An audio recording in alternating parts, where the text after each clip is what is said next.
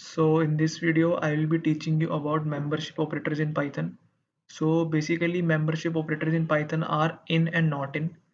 And so you can see my screen. I have already created a program here for it. So you can also actually create a program as I have told in my previous video how to install IDLE in Python in the python.org.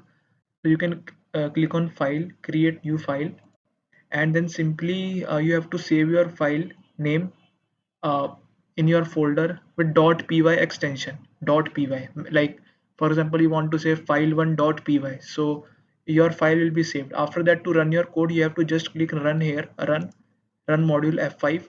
When you click it, your program will run and give you output in the shell here. So I have already written my code here. I will show you.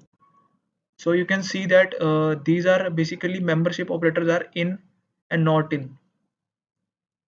And uh, so what it does is, like, it basically when we for it is basically was created for strings, and it is used to check whether any particular letter or any digit is present in string. So for that we will use in operator. And you can see that if I run, like, I have already got the output here as false and true. So basically it means that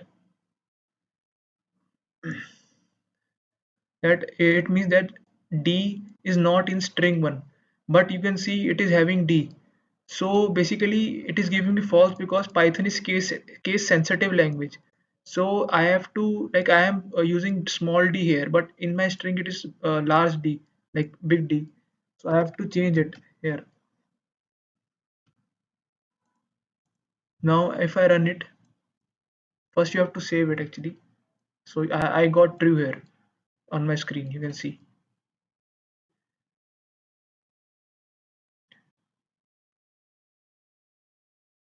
uh yeah. So so be careful, and, like, Python is a case sensitive language.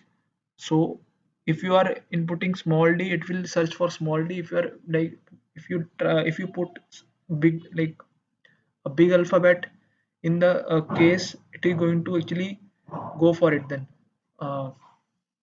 Basically it is going to search that alphabet, like big alphabet, big letter D, I mean that. So this was the use of in operator. You can also, like, search another thing, like if you want to search if DA is present, like a substring is present in a string. uh, just click on, I think you are you have to just click OK. So I am getting true because that substring was present here there. And so now this was the use of in operator, which is a membership operator. So now we can actually move on with not in operator. So in basically checks that whether a particular thing is present in some, like, some list, some tuple. So list and tuple I will teach in further lectures. So it is present in some string, tuple, list. And not in basically check if something is not in that like particular uh, list, string, or tuple, it will give us a true result. So in this case I have created a list. You can create a list with square brackets as I have done it, and I have value as 10, 20, 30, and 40.